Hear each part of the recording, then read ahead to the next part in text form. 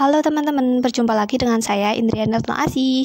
Ada info terbaru nih seputar kisi-kisi SKP atau materi pokok sesuai dengan jabatan fungsional. Teman-teman sudah tahu atau belum? Yuk cus kita lihat, terutama yang jabatan fungsional bidan ya teman-teman. Pada tanggal 10 Agustus 2020, Menpan RB mengeluarkan kisi-kisi SKP dari berbagai macam jabatan fungsional.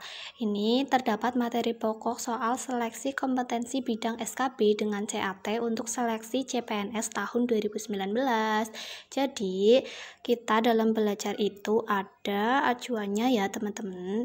Ini ada materi pokok sesuai dengan nama jabatan fungsionalnya.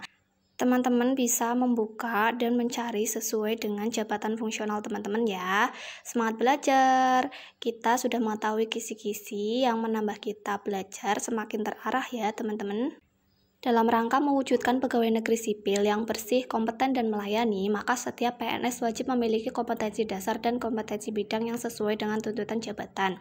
Sesuai dengan Undang-Undang Nomor 5 Tahun 2014 tentang Aparatur Sipil Negara dan Peraturan Pemerintah Nomor 11 Tahun 2017 tentang Manajemen PNS, maka dengan berakhirnya pelaksanaan seleksi kompetensi dasar atau SKD, selanjutnya proses pengadaan CPNS dilaksanakan dengan menyelenggarakan seleksi kompetensi bidang atau SKB yang bertujuan untuk menilai kesesuaian antara kompetensi bidang yang dimiliki oleh pelamar dengan standar kompetensi bidang sesuai dengan kebutuhan jabatan.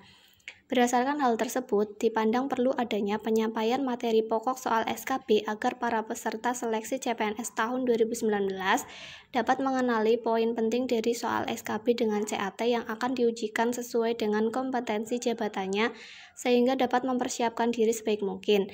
Panselnas memberikan materi pokok soal SKB dengan CAT untuk jabatan fungsional yang disusun oleh instansi pembina jabatan fungsional. Sedangkan untuk jabatan pelaksana yang bersifat teknis digunakan soal SKB yang bersesuaian, masih satu rumpun dengan jabatan fungsional terkait sesuai yang tercantum pada Permenpan Nomor 23 Tahun 2019 mengenai kriteria penetapan kebutuhan pegawai negeri sipil dan pelaksanaan seleksi calon pegawai negeri sipil tahun 2019. Untuk selanjutnya, materi pokok soal SKB tersebut dapat disebarluaskan melalui situs resmi instansi. Demikian informasi ini kami sampaikan atas perhatian dan kerjasama saudara. Kami ucapkan terima kasih. Dengan adanya kisi-kisi SKB atau materi pokok soal seleksi kompetensi bidang dengan CAT yang sudah sesuai dengan nama jabatannya fungsionalnya akan memudahkan kita dalam mempelajari materi pokok apa saja sih yang dapat kita pelajari untuk kepentingan SKB. Semangat belajar ya teman-teman. Yuk sekarang kita baca dan kita pahami materi pokok yang jabatan fungsional bidan ya teman-teman. Yuk kita langsung saja ke yang 36, bidan ahli pertama. Materi pokoknya yaitu pada kemampuan umum, ada kebijakan jaminan kesehatan nasional atau Sustainable Development Goals atau SDGs, bidang kesehatan, sistem kesehatan nasional, undang-undang kesehatan, kebijakan dasar puskesmas, dan standar pelayanan minimal. Perilaku hidup bersih dan sehat, penanggulangan narkoba, imunisasi, program cerdik, program keluarga berencana, dan program keselamatan pasien. Dan pada kemampuan khusus, tentunya dalam pelayanan kebidanan ya, harus mempelajari persiapan pelayanan kebidanan, pengkajian kepada klien atau pasien, penegakan diagnosa kebidanan, pelaksanaan kolaborasi, penyusunan rencana asuhan kebidanan, persiapan pelayanan asuhan kebidanan, pelaksanaan asuhan kebidanan, pelaksanaan KIE, rujukan asuhan kebidanan, evaluasi asuhan kebidanan, dokumentasi pelayanan kebidanan, pengelolaan pelayanan asuhan kebidanan, dan pelaksanaan pelayanan kesehatan masyarakat. Dan lanjut ke yang bidan pemula, materi pokoknya pada kemampuan umum mempelajari kebijakan jaminan kesehatan nasional Sustainable Development Goals atau SDGs, bidang kesehatan, sistem kesehatan nasional, undang-undang kesehatan, kebijakan dasar puskesmas, dan standar pelayanan minimal. Perilaku hidup bersih dan sehat, penanggulangan narkoba, imunisasi, program cerdik, program keluarga, dan program keselamatan pasien. Pada yang kemampuan khusus, hampir sama dengan yang bidan ahli pertama tadi ya.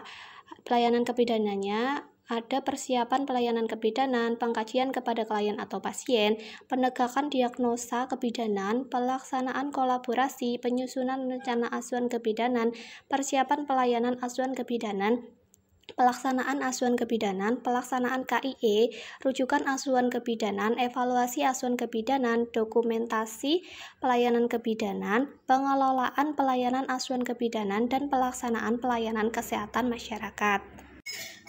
Dan lanjut untuk yang jabatan fungsional bidan terampil, pada materi pokok yang kemampuan umum mempelajari kebijakan jaminan kesehatan nasional atau Sustainable Development Goals atau SDGs, bidang kesehatan, sistem kesehatan nasional, undang-undang kesehatan, kebijakan dasar puskesmas, dan standar pelayanan minimal.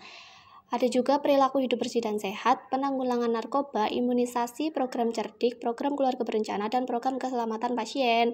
Pada materi pokok yang kemampuan khusus pelayanan kebidanan, tidak jauh berbeda dari yang bidan ahli pertama dan bidan pemula ya teman-teman, yaitu pelayanan kebidanan yang meliputi persiapan pelayanan kebidanan, pengkajian kepada klien atau pasien, penegakan diagnosa kebidanan, pelaksanaan kolaborasi, penyusunan rencana asuhan kebidanan, persiapan pelayanan asuhan kebidanan, dan pelaksanaan asuhan kebidanan.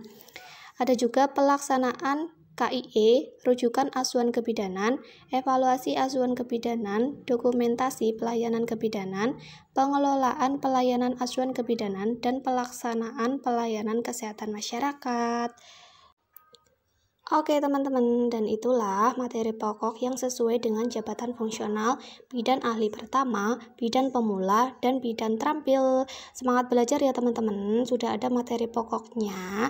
Kita semangat mengejar target dan tujuan hidup kita, semangat belajar. Semoga sukses. Dadah teman-teman.